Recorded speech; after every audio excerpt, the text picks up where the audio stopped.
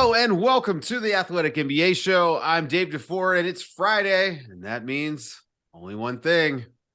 It's Nerder, she wrote. Joining me as they do each and every week, Mo DeKeel and Seth Partnow. What's up, fellas? What's up, Dave? This is the part where we pretend like we didn't just spend 15 minutes talking about Young Guns and Young Guns 2, two of the best movies ever made. We need a third, honestly. Let's just... No, we don't. We don't, because then they're going to do something stupid and ruin it, like The Godfather 3, Young or they're Guns going to in do space, you know? Right. Like they're going to do something. We're going to get the band back together and they're all old, or whatever. We don't need that. Yeah. I mean, I think that would actually be kind of cool. They did a great job with 2 ending it. Yeah. I felt really like the show Party Down, and I finally got around to watching the new season. And surprisingly, after all this time, they nailed it. So maybe, Emilio Estevez could, I like you pitching this stuff during a writer's strike as well. Man. Pay your writers. Pay your writers so I can get Young Guns 3. That's what we need. Guys, we're going to get a game 6 somehow in the Eastern Conference Finals. The Boston Celtics just will not go to sleep and take a nap so the Miami Heat can go to the NBA Finals. They were up 3-0, Miami Heat were, and now Boston's won 2 in a row. Are you worried yet, guys, if you're Miami? I don't know if worried is the concern. I think, nervous might be a thing a little bit. I think concerned, better word, actually. I think you're concerned if you're the Heat. I don't think you're worried yet. You're obviously, I think, unless we think Boston is like 7 points better neutral floor than the Heat, which incidentally, Boston's season-long point differential was 6.8 points better than Miami's, but I don't think that's totally representative, at least of Miami. Unless we think they're about 7 points better, like they're still a favorite. It's still, if it's anything closer than that, they're a pretty substantial favorite, probably about 2-1. I would say to advance, but you can't be happy about where you are. You certainly have to worry about Gabe Vincent coming back. Not just like Gabe Vincent himself, but also it's sort of you. In the past, we've made jokes about Miami. You scratch the surface of their lineup, and all of a sudden you get a lot of Gabe Vincent and Max Strus. Well, now that Gabe Vincent and Max Strus have been good players for them, now you scratch the surface and you get a lot more minutes of Kyle Lowry and having to go to Cody Zeller and Haywood Highsmith, and things start to become worrisome. Well, Mo talked, and I talked about this on the Ding last night. Haywood Highsmith gave him good minutes. They were better than the Kevin Love minutes because it was just another athlete. And he went 3 of 4 from 3 in the game, which is not bad. But, next man up sort of thing tends to make Miami play better somehow. Obviously, they were missing Gabe Vincent, I thought, in game 5. They just didn't have another guy out there with juice off the dribble. I mean, go ahead, Seth. No, they're down 3 guards. I mean, you think about it, they're down Hero, and we think that on balance, like both the Hero and Oladipo injuries have helped them, but at a certain point, you go too deep into the bag, and I think that they're probably like the third injury was probably reaching that point. And I think the other side of it, like Malcolm Brogdon didn't play; he's hurt with the tendon injury. I think it's made things a little bit more clear for Boston in terms of who should play and when and whatnot, because less options.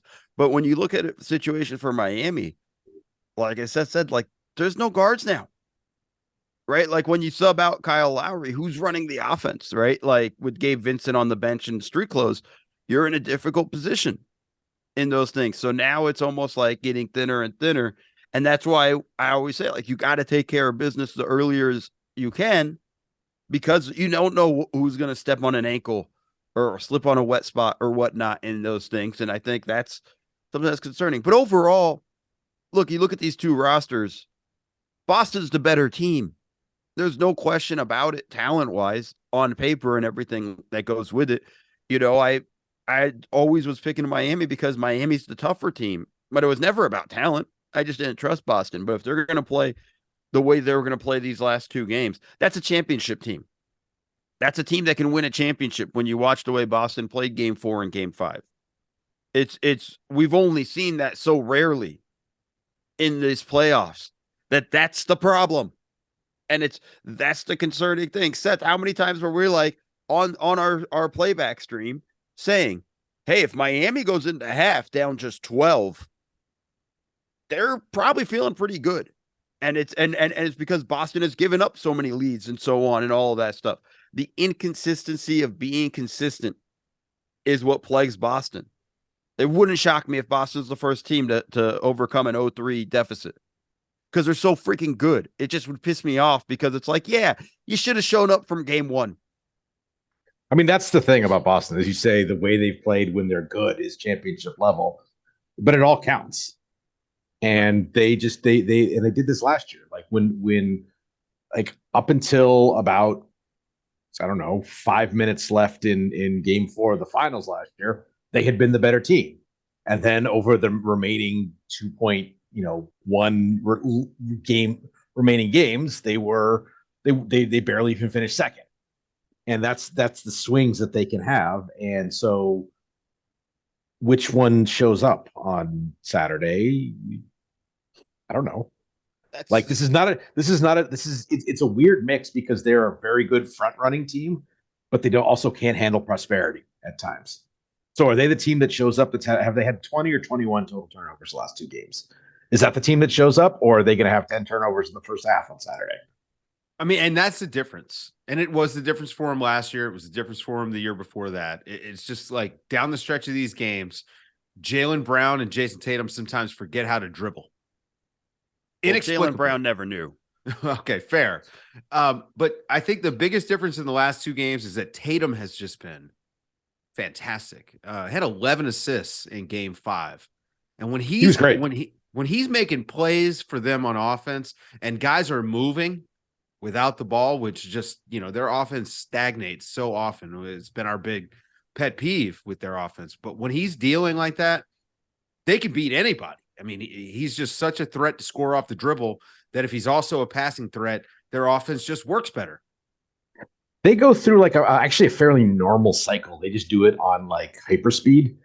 Like a lot of times what happens is you play good offense, and then you get good shots, and then you had to give a stretch where you are getting good shots and you make a lot of them and everyone's feeling good. And then because you're feeling good, then the shots start to get a little more aggressive, but you're still feeling good. So the shots go in, they keep going in. And then all of a sudden the shots stop going in. And then you realize that you've gotten away from the process by which you've gotten good shots. Now, for a lot of teams, this is like a several week process where, they're playing well, making shots. They're still making shots, not playing quite as well. Oh shit, we're done. You can see this happen on like a quarter-to-quarter basis with Boston. And there's been games early in the series where I think at the start of game 3, where they had, great offensive process for like the first couple possessions of the game, and then never again the rest of the game. Now, if they keep that up for a full game, ... But we've been saying if they keep that up for a full game for 4 years. So let's see. And I'm glad you brought up that last point, that this has been something over 4 years. This isn't a coaching problem. It's a player's problem.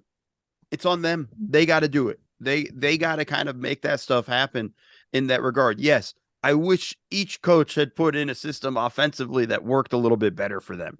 But it's just a massive difference when Tatum adds playmaking to his game and showed it in game 5.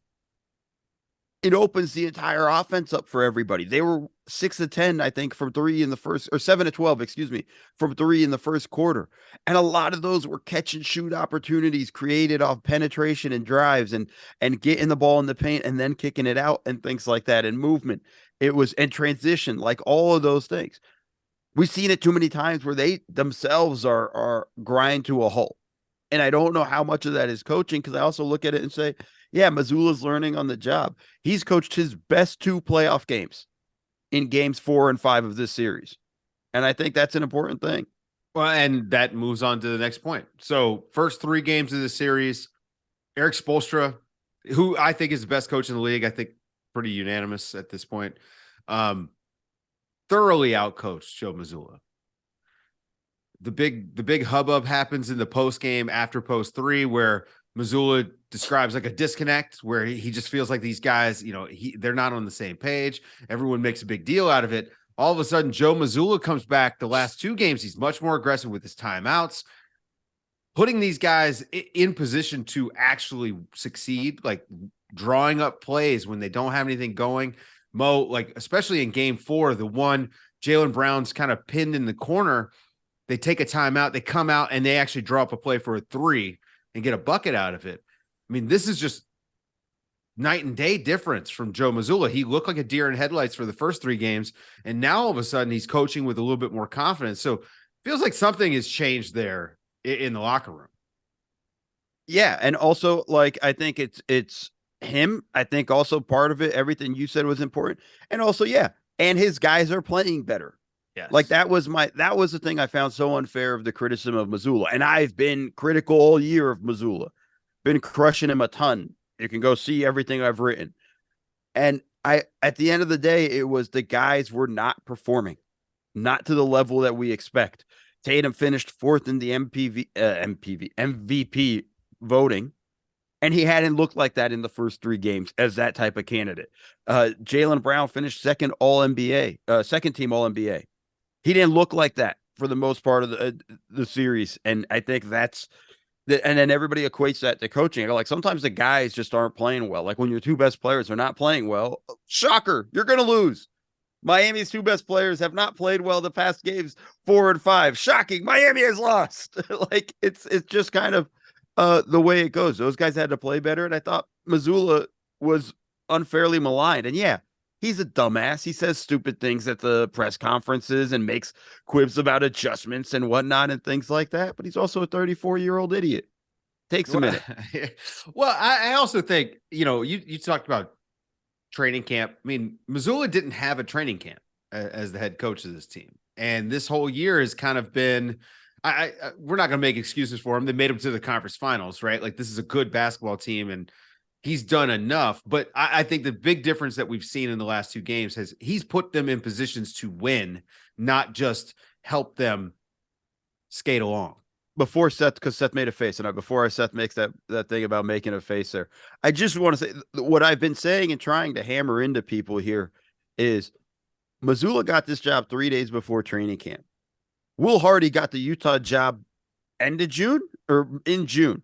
Yeah. Right? Like just think about the preparation time Will Hardy had versus Joe Mazzulla. And I know he was part of the staff and whatnot, but Mazzulla was handed this job and he was already 3-4 months behind regular first year head coaches.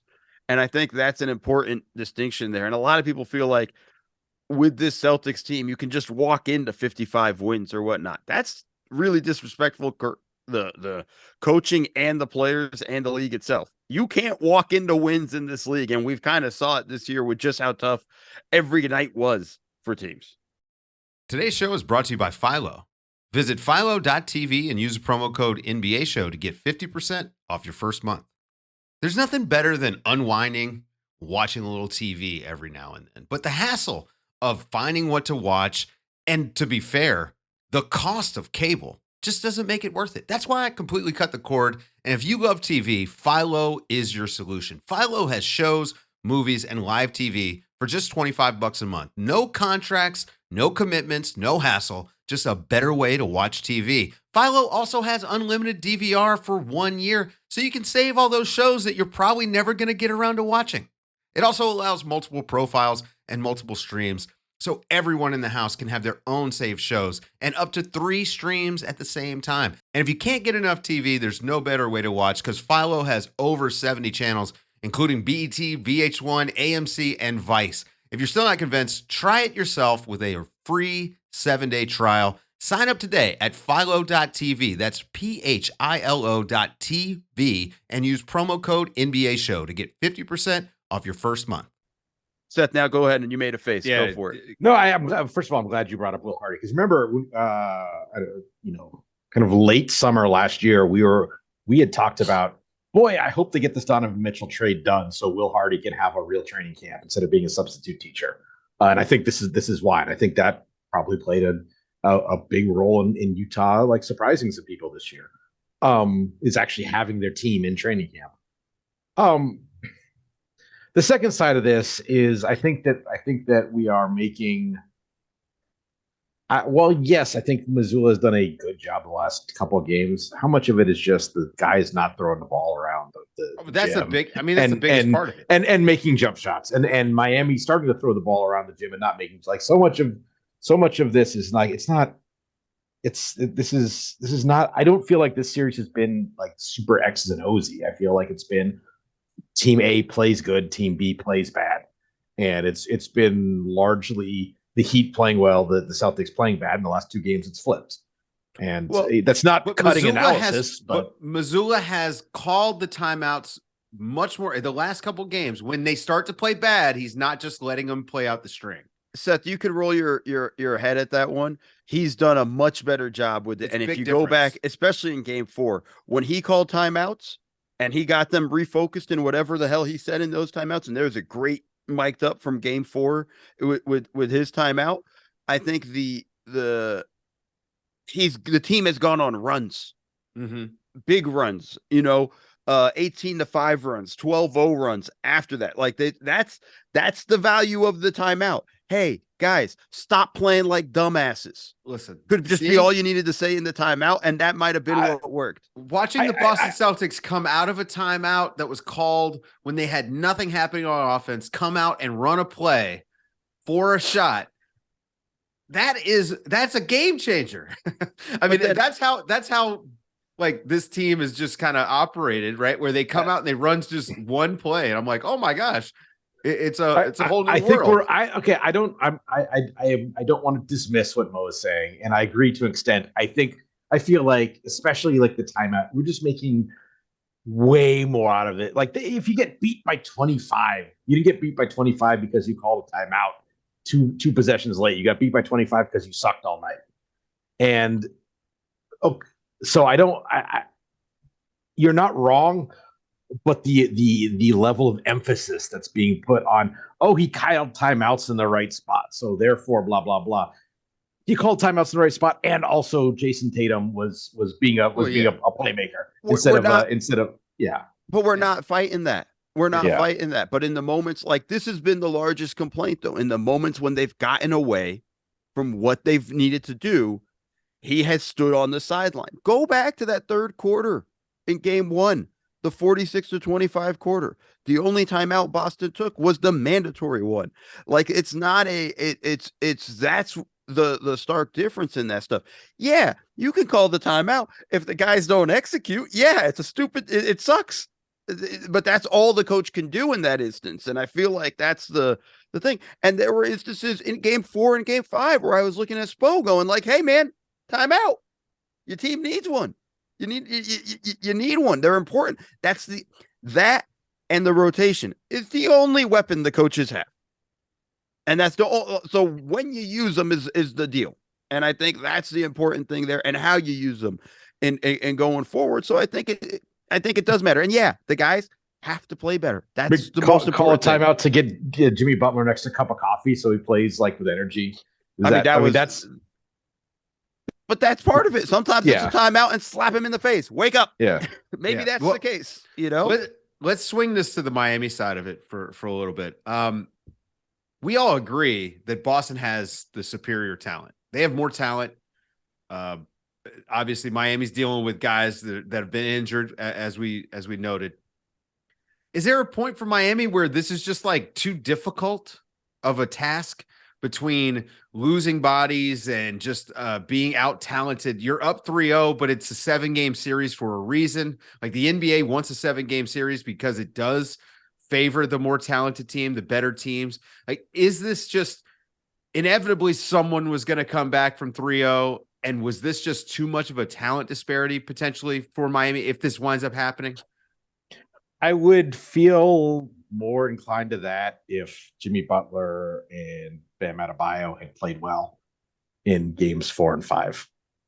Especially like Butler had decent numbers in game 4, but I don't think we really felt him. They were both pretty poor in game 5. The last 2 games after we've been singing Bam's praises for kind of consistently aggressive, he shot 4 free throws total in the last 2 games, including 0 last night. And it was very much like observationally, it was very much back to the, oh man, this guy's gapping me. He's standing off of me. What do I do? I'm dribbling. I'm double clutching. he kind of had a little bit of a little bit of a run of aggressiveness out of the pick and roll in the third quarter, but by that point the game was largely over. Yeah, I think he hit like 4 straight buckets or something when the they're game down was out 15. Of hand. Yeah. So I mean, I think but I think that for the out talented, if your good players are playing well, like okay, the Lakers were out talented by the Nuggets. LeBron scores 41, and it's not quite enough. That's out talented. This is your best players. They might be out talented, but we'll never know if their 2 all-star guys don't play well. Yeah, no, I mean that's the problem for Miami right there, and yeah, I think they started the series out talented. And I think that those guys have played exceptionally well. Those role players have played exceptionally well. Gabe Vincent, who's obviously the injury after game 4 was a big one, right? Like that's a big hit for them going into game 5 and him being out. Caleb Martin has taken a couple of shots where Seth and I both have been like, all right, Caleb, chill, you might want to chill. And then you have other guys that have kind of just Max Strus has been somewhat quiet. The best players in game 5 for Miami was Duncan Robinson and Haywood Highsmith. Like you're losing that game every time. If Bam and Jimmy aren't playing well, those guys need to be your role players in that stuff. Kevin Love has been very quiet throughout all this stuff. And I think that's the move we're going to see. That's the move we're going to see Miami make. Hey, we're not playing Kevin Love this game, or very, very limited. I won't be surprised if he doesn't start. Like, I just can't see a situation where they allow Kevin Love to just be a target right off the bat for Boston to attack like they did in game 5. So I think those are the moves that we'll see in that stuff. But yeah, I mean, Boston has all the talent. That's why it won't be, I won't be shocked if they win this, if Boston wins this and comes back, because they're just so damn talented. I'm just going to be annoyed that they didn't do this from the start. I'm going to be annoyed because I wanted the Miami Heat to sweep this thing. I mean, I actually thought it was a good story that this team, this ragtag team behind Jimmy Butler was kicking everybody's ass. But this is the Boston team that we kind of expected to see when we got here. So, okay. So no Kevin Love. That's adjustment number 1. But what if Gabe Vincent's not available? You just get to a point where Kevin Love is like one of your capable players.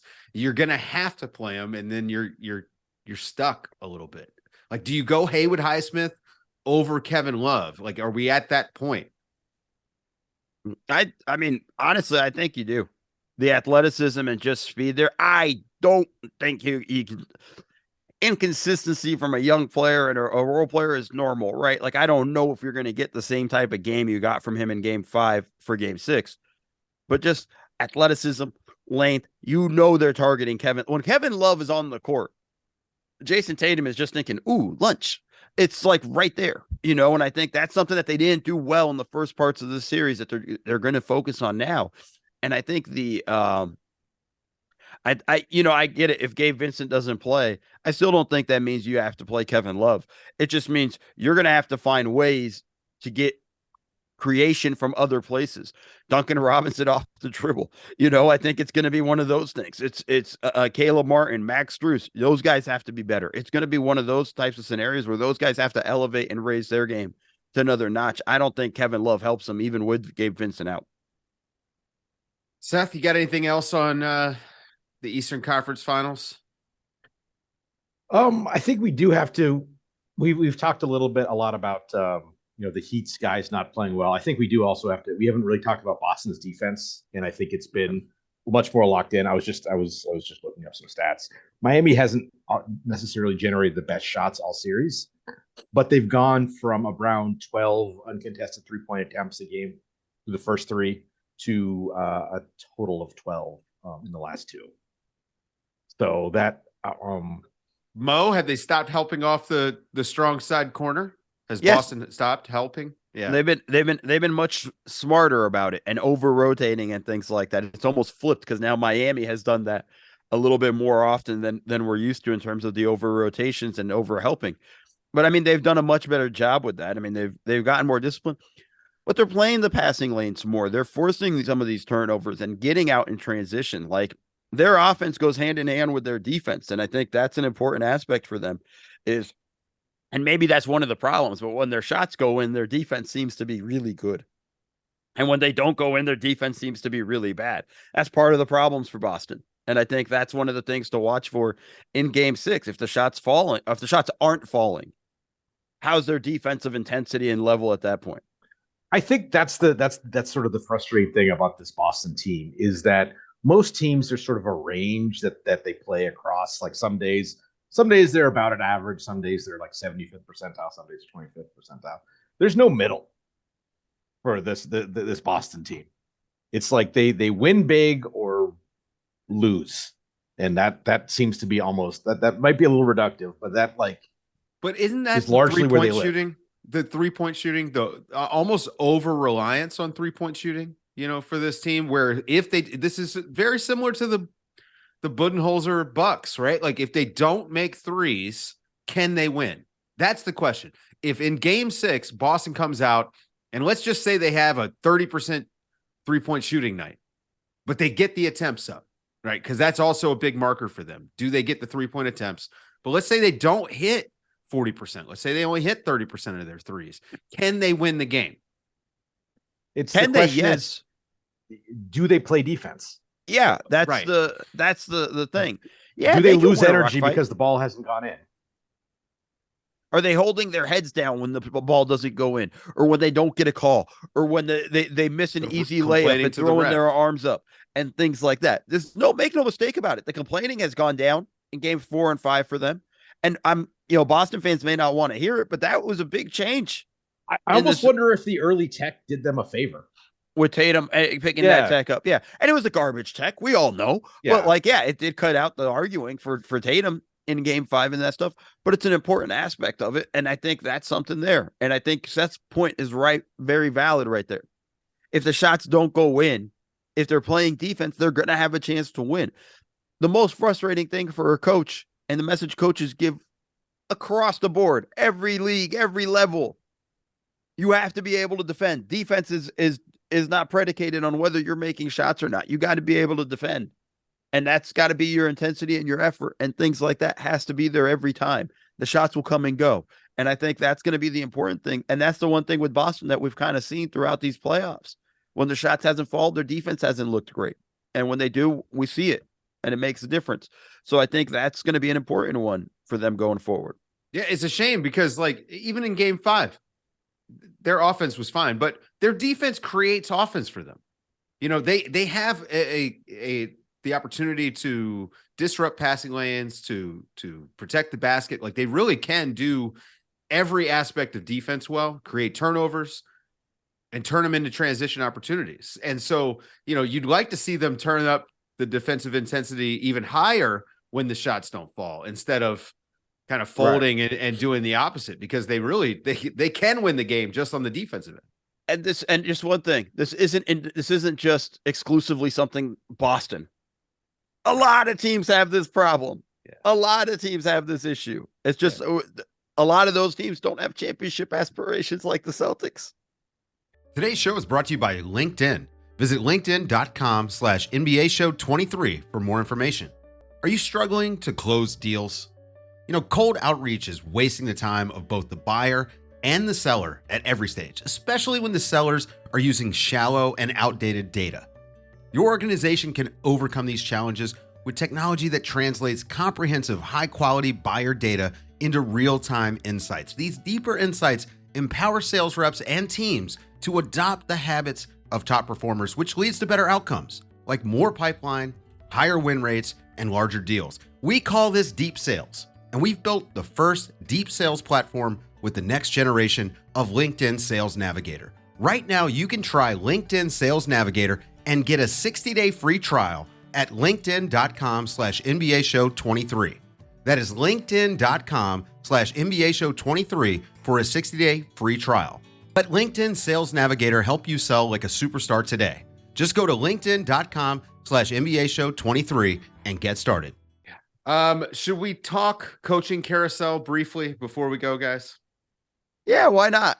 Seems like the same group of people are up for all the jobs right now. Now, look, I will admit, the Milwaukee Bucks, the Philadelphia 76ers, the Phoenix Suns, it's 3 teams kind of in a similar situation, right? They have some star players They have championship aspirations. It's a more veteran group of players. So maybe it makes sense that they're looking for guys that have done it before. But haven't we seen enough with some of these guys? Like Doc Rivers is up for this Phoenix Suns job, Mo. And I don't know. Is he going to trade for Kevin Garnett? I mean, let me clear I'm my putting my voice here flame for a retardant suit on for no, I'm what's not coming. I'm not gonna go that hard. It's just the fact of like, haven't we seen enough of Doc at this point? I mean, to the point where like he just continues to fail up into these unbelievable jobs, right? He left Boston on his own accord and wanted to become the Clipper head coach because he thought he could win a championship with that team. Never got out of the second round with that team. Blew the 3-1 leads, one in the bubble, which fine, whatever. Bubble was weird. We want to have that conversation, whatever. But blew the one against Houston in that area. Gets let go or parts ways with the Clippers. Goes to Philly, another team that has championship aspirations right off the bat.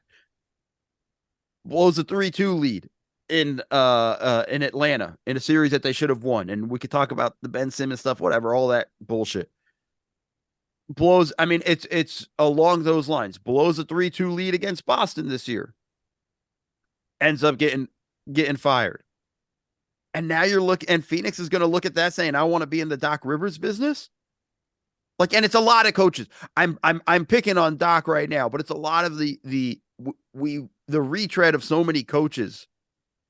At a certain point, it becomes a problem. We've seen a lot of good young coaches come into this league with teams taking a chance on them. And yeah, they're not high profile jobs, right? But like, we've seen Doc take a lot of high profile jobs and not have a lot of success. I don't know why you would look at past recency, his recent run, and feel like, yeah, that's the guy I'm going to get there. And I want to ding other coaches, but I think it's there's a lot of guys in there that get these opportunities, these retreads. Mike D'Antoni's name being floated around for the 76ers. Like, really? Really? Okay, now Mike D'Antoni, though, let me hear you out on the Mike D'Antoni thing. I'd like to see an offensive genius coaching, Joel Embiid, just to see what it looks like. But that's not what they're doing. To be the head coach. That's not what they're doing. Well, he was already in Philly as an assistant to Brett Brown, right, and all of that stuff. So he did have that a little bit of a run as an offensive coach in that regard. But like, I think here's the thing, man. They're hiring it to make James Harden happy. That shouldn't be your coaching hire. That shouldn't be your aim for a coaching hire in that regard. I feel like there's just a lot of good young coaches. Some of these assistant coaches, Jordy Fernandez is a name. But it's Charles unrealistic. Lee. But it's unrealistic to think that they're going to get a first-time guy to coach like Phoenix or Philly or Milwaukee. Milwaukee, maybe out of the three, would be the most likely. And I could see them maybe going with like Charles Lee, maybe like an internal promotion. Dave, it's unrealistic thinking that Doc Rivers is going to carry you to a championship when he's had championship rosters the past few years or close to it and has not gotten even out of the second round and has a 16-33 record in closeout games. Which, by the way, the rest of the league wins about 60% of games. So that's not just like, that's real bad. That across the last 20, across the Doc's like playoff coaching tenure, he wins about a third of the games with a chance to close an opposition out, and everyone else wins 60%. So it's really quite bad. I wonder how much of it is. I can understand wanting like the stability of an established yada yada yada. Problem is of the established yada yada yada guys, there's maybe one of them who you think, that guy we haven't really seen like huge drawbacks from him where you just have worries, and that's Quinn, and he already started taking. I would probably say I would probably say that Bud is the least drawbacky of the rest of the carousel. But again, like you say, it's like, hey, we've seen this movie before. We've seen the same movie several times from each of these directors. So we know what they do. Always trying to tie in. You're trying to draw me into a movie discussion now, Seth. Damn it. Yeah. The issues there. But more importantly, I just want teams to think a little more outside the box instead of just constantly bringing in the same names. And this was an issue we've had for a long time. So many same coaches. It's just different place and same stuff and same situation and things like that. And sometimes it works and it makes sense. And you bring in this guy and boom, team takes off right away. But like I want teams, Dave, and you say it's unrealistic. I want teams to take chances. Yeah. I think it's that stuff. I think, there's a lot of really good young coaches that need to start getting those opportunities, and retreads keep getting in the way. There's no safe way to win an NBA title. Right. Like if you're like Mo, you're talking about taking risks. Like this is you are aiming for like the right tail. You're aiming for the best possible outcome. What is the best possible thing we can get here? And I think that the problem with a lot of these retreads is like, all right, we know they're gonna be solid and pretty good. We know this. That's fair.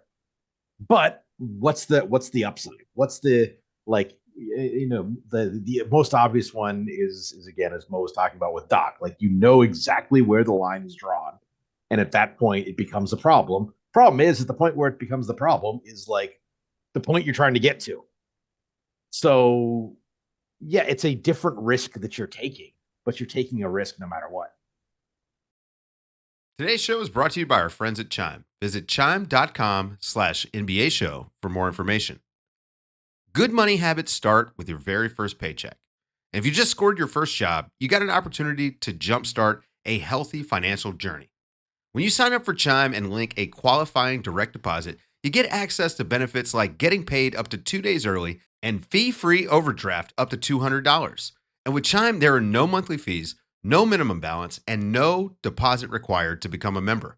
So sign up for a Chime checking account today to link your paycheck. It only takes 2 minutes and doesn't affect your credit score. Get started at chime.com/NBA show. That's chime.com/NBA show. Chime is a financial technology company, not a bank. Banking services and debit card provided by the Bancorp Bank N.A. or Stride Bank N.A. Members FDIC. Early access to direct deposit funds depend on payer. SpotMe eligibility requirements and overdraft limits apply. See chime.com/spotme. Well, let's see. A couple other things. The league has decided that they are going to come up with a system to punish floppers. And, look, flopping, we hate flopping. We all should hate flopping. And now the league wants to try to punish floppers. You guys worried at all that that's going to get in the way of game flow? So this is very similar to a suggestion that I've made to folks at the league in the past, not about flopping, but around like the incessant complaining to the refs, which is basically give the refs the chance to make what is essentially the same call as a defensive 3 seconds, like a technical, it's a free throw. The opposition keeps the ball, but it's not something that's going to get kicked out of the game. We're not going to make it reviewable. It's hey, shut up, technical free throw. I can keep doing this all day if you want to keep giving points away. Now, is there a worry that like making a judgment call on a flop is going to either increase replays or blah, blah, blah? I don't care. Just make it a thing that is punishable and call it liberally, and the behavior will change. It's easy to say you don't care now about them going to let's judge the review and the replay of the flop. And then 3 straight possessions of think about a game with Marcus Smart and Kyle Dylan Lowry, Brooks, Kyle Lowry. I'm saying, just think about your worst nightmare of floppers, whoever you all think is a flopper, and think about them all on a team. And just think about like, okay, let's go back to review this. Let's go back and review this. No, I'm saying don't make it reviewable. Don't make it reviewable. Okay. Yeah. And just go with the judgment call and go from there. I'm fine with that. I just don't want it to get to the point. I thought the fine system worked. I thought it worked for a degree, and then they just largely stopped. And it just kind of went away with no announcement, was very quietly just sort of pushed aside like, oh, we fixed flopping. No, we haven't. This needs to be a constant thing there. in that regard. I do worry a little bit about game flow to stop everything for techs or whatnot. Guys will adjust, hopefully, but I still think we're going to have some weird instances in that regard. And I think it's tough in real time to figure out a flop. Officiating's tough. I hate to break this to people. Yeah. Like, this is hard. Some of it's obvious. Some of it's very tough. If we were changing a bunch of stuff, I would just say, let's get rid of the technical free throw and just award a point to the team. It's a team point and just move on. That way we don't have to stop. It's a TV show, right? Like, I don't want it to stop. But I need the stats. I need the stat. If I don't care about those stats. Like, I care very deeply. You're making my life harder. Only stat I care about. That's win or loss. All right. So, and so you're ready to coach a hockey team then. That's it. Another potential change that affects coaches here. Apparently the NBA is flirting with the idea of giving a second challenge if your first challenge is successful, which to me is annoying because, again, game stoppages are annoying. It takes away some of the strategy of when to use that challenge, which I think is also a mistake because that's become a secondary part of the game. Like, it's been the part of the coaching game, Mo. Well, I think it's reward you for being right. Like, this is the complaint. I think a lot of coaches are like, here's the pro side of it. I shouldn't have to use my challenge on a call you screwed up.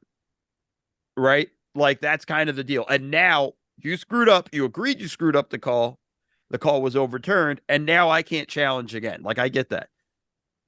I want to get rid of challenges completely. I'm out on challenges.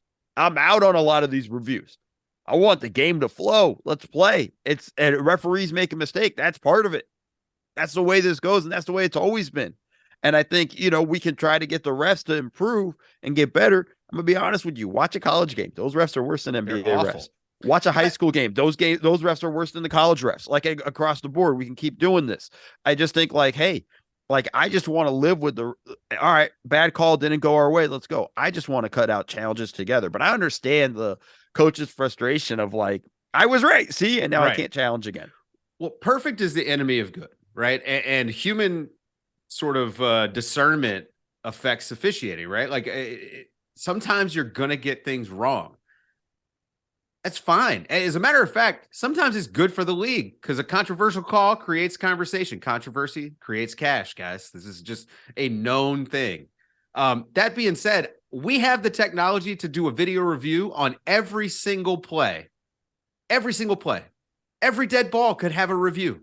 There could be one person that just says, nope, flip it. And it would take 5 seconds.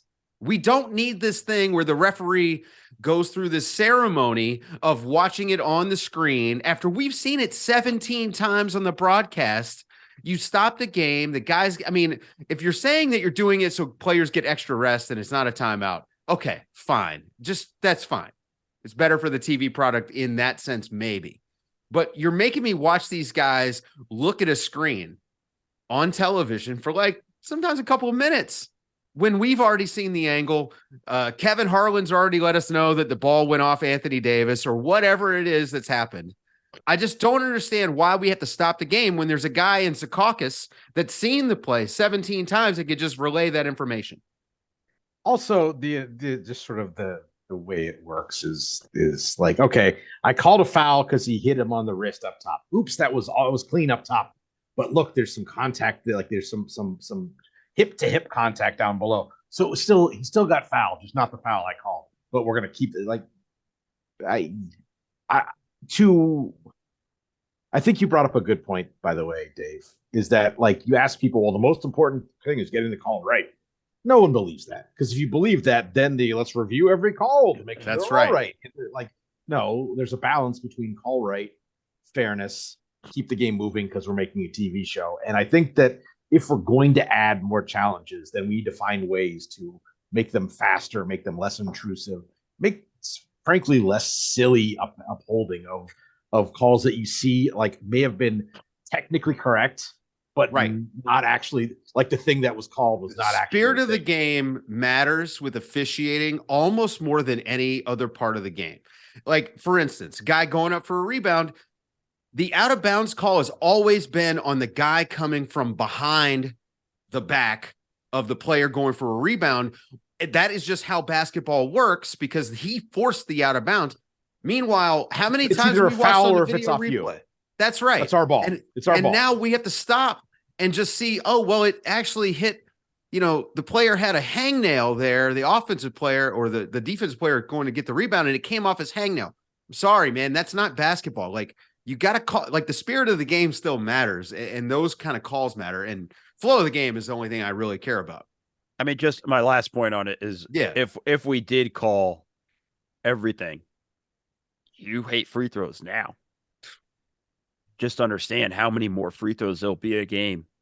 Just understand that. Like, you want to talk about game flow? Watch summer league games where they do call everything. Yeah, like it's rough. It's rough in that sense, And so I think there'd be a whistle every possession, and that would make it difficult. So I'm for it being a bit imperfect. Yeah, it's better. Anyway, that's a good place for us to wrap up. Game 6, Saturday night. I'm pretty excited for that. For Seth Partnow and Mo to Kill, I'm Dave DeFore, and this has been Nerder, She Wrote, on the Athletic NBA Show.